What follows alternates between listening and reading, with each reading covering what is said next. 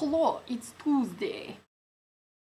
So this week's theme, as given to us by Ashley, our new member, hello, welcome, is name 5 things that we cannot live without, excluding water and food.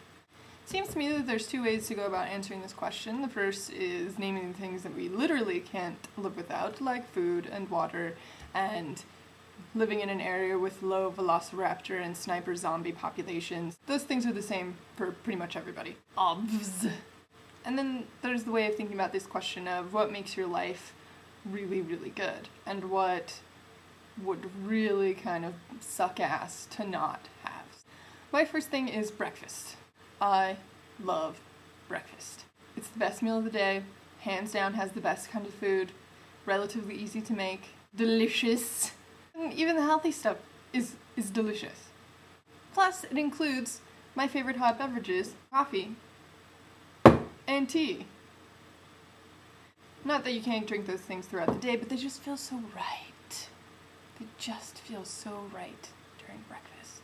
The next thing that would suck ass to live without, sorry for butchering your question and adding ass in it, is humor. I really believe that it's important to be able to laugh at yourselves, the situation in the world, otherwise I would just be sobbing all the time for how much shitty stuff happens all the time. Not necessarily in my own life. I live a very privileged lifestyle, being born American, and I love to laugh. Who doesn't love to laugh? I enjoy being in a constant state of amusement. Another thing would be, Aristotle's gonna hate me for saying this one, the written word. First of all, my childhood would have been very different. I might have had to go, play outside and socialize with the other kids instead of sitting in my parents' recliner with my stack of Babysitter's Club, Ramona books, Little House on the Prairie, Fear Street, etc., etc.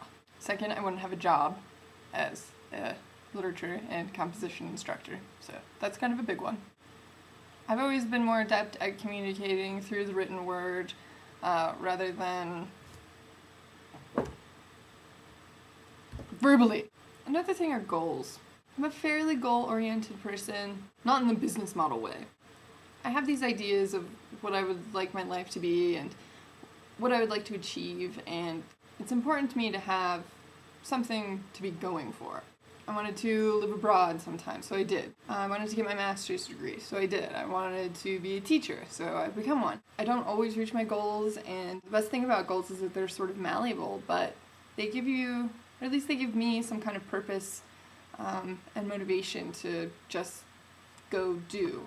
I like being proactive in life, and goals really help me go for that. And the last thing, this is probably toots ofs, but people, particularly, again, obviously the people that I'm close to. I'm really close with my family, sometimes a little too close. Not in a creepy way. A lot of extended family that I'm also close with.